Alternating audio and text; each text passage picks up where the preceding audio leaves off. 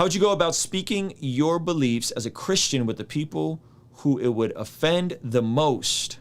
There's a lot of folks that watch this channel and watch me regularly that know that I am, for example, not affirming of the LGBTQ community. There's a lot of folks that watch that, right? And there's folks on the fringe right that think that I'm just this liberal Christian and I'm whatever. There's folks from that community that watch me regularly. Think about that. Like, that is a polarizing position to have the really, really, really religious folks hate me, and they do, by the way. If you want to go down that rabbit hole, have fun. But I have folks that watch me regularly that disagree with me on something that big from that community. And I think, this is my opinion, I really believe that it is because this channel is known by what it's for and not by what it's against. And I recommend that every Christian lives their life that way. Be known by what you're for and not what you're against. There's a lot of things I'm against. I'm against debt. I'm against people getting drunk. I'm against people getting high. I could give you a gajillion things of things that I am against. And I guarantee you one of them will piss you off in this stream right now. But is that what I lead with? Right? What if every video opened up with how stupid it is that people consume cannabis recreationally?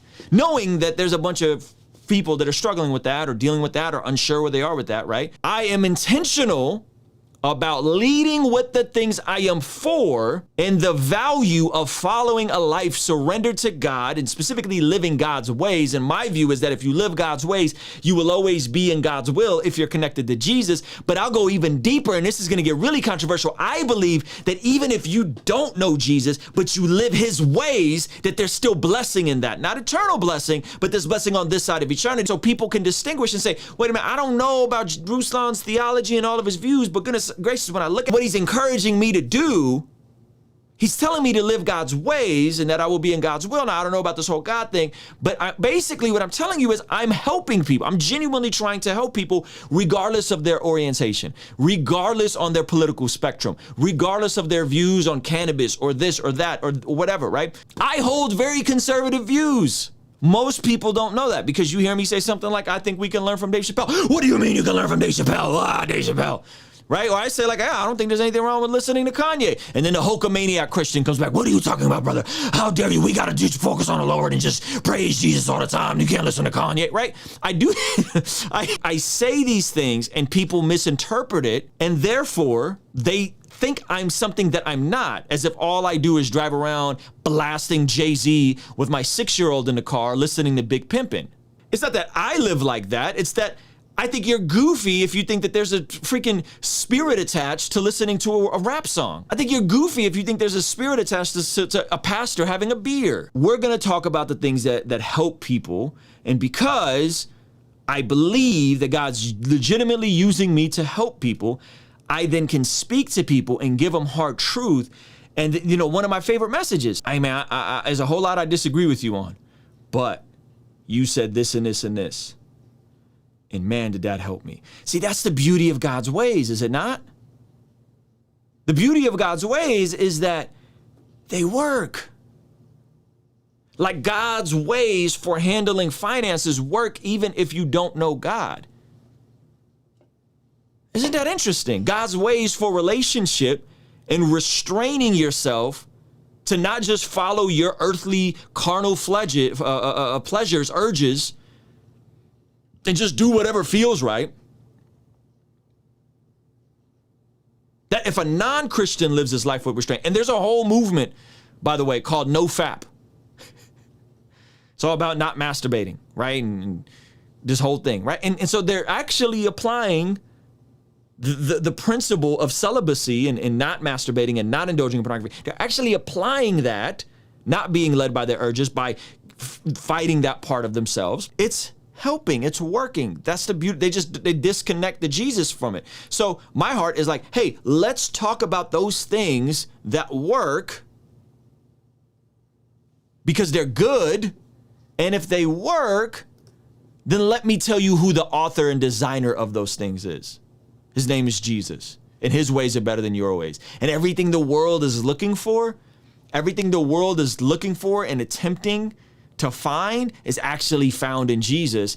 You are just confused on the source of goodness. You are just consumed. You're confused on the source of wisdom. You think it comes from the universe. No. It comes from the one who created the universe. His name is Jesus.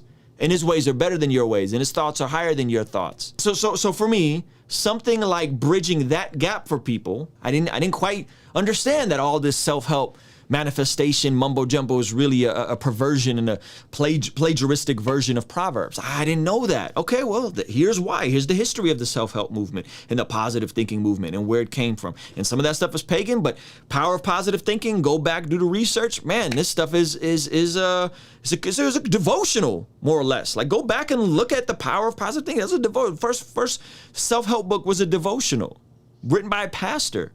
So the reason why we can hear from a Gary V who doesn't know Jesus, and I'm praying for Gary V, by the way. We know each other, we follow each other. I can't wait to share the gospel with Gary V. The reason why when Gary V talks about empathy and gratitude, right, and treating people nice and being kind, and that resonates with Christians, even though he doesn't know Jesus, he's actually communicating God's heart for people unconsciously, because that's how good the ways of God are.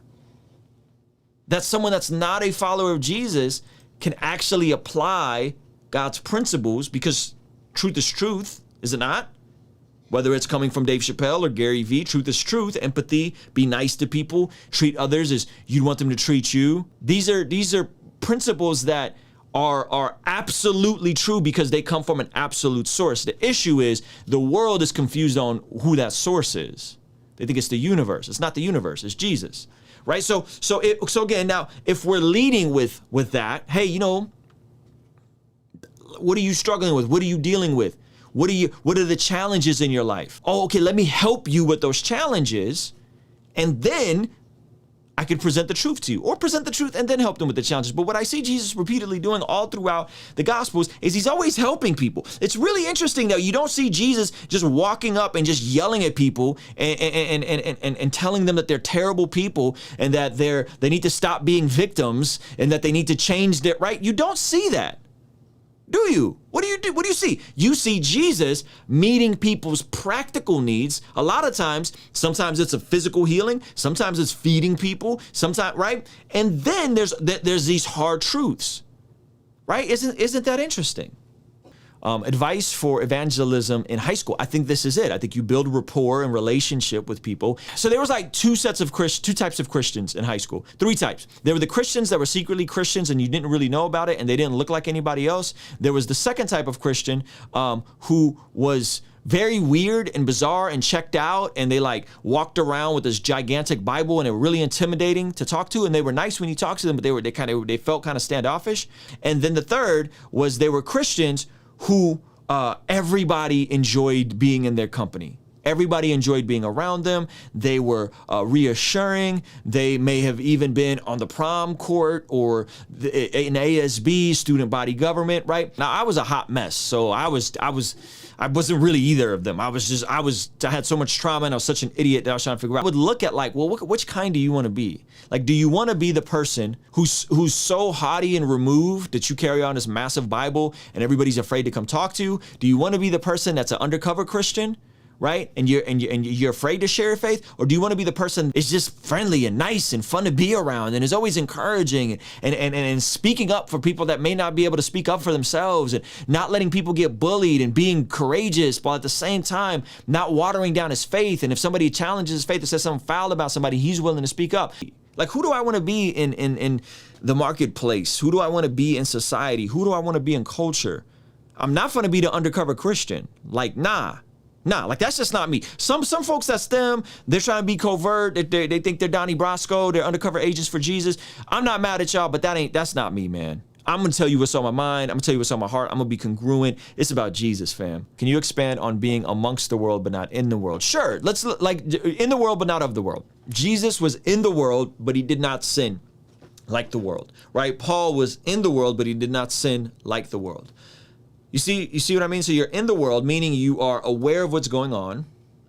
You are tapped in to maybe some of the current events. You are conscious of the real life problems people are dealing with, or maybe the problem under the problem.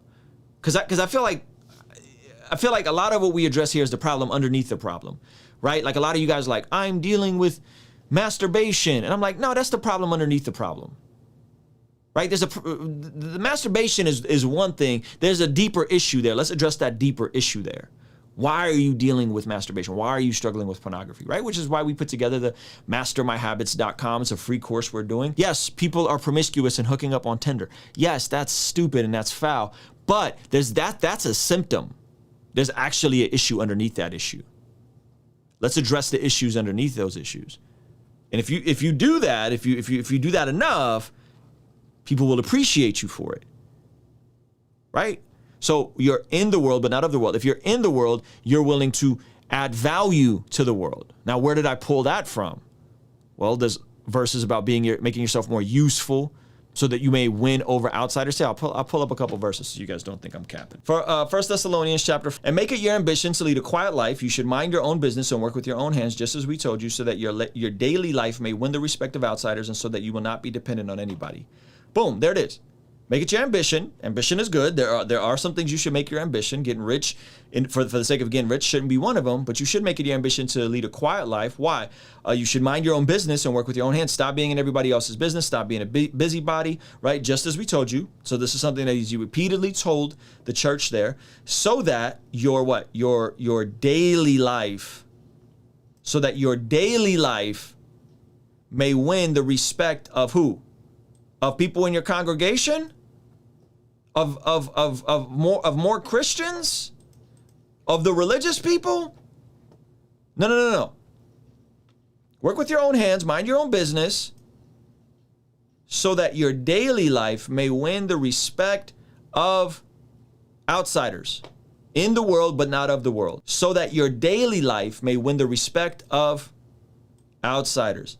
And so that you will not be dependent on anybody. Being in the world, but not of the world. Thank you so much for hanging out. Again, Freedom Forming Habits and Master My Niche, Find Your Niche, both in the description. Links if you want to make a one-time contribution in the description, all that stuff in the description. Thank you guys so much for hanging out, and we are out. Kingstream Entertainment. Ruslan. Hey, thank you so much for making it till the end of this video. Remember to hit that like button and make sure you're subscribed. I wanted to tell you about a free upcoming course I am putting together at mastermyhabits.com. When you sign up right now, you'll be the first to be notified about the course. And in the meantime, you'll immediately get access to a playlist going over my journey on how I went from addiction to freedom forming habits. So make sure to hit that link in the description. I'll see you on the next video.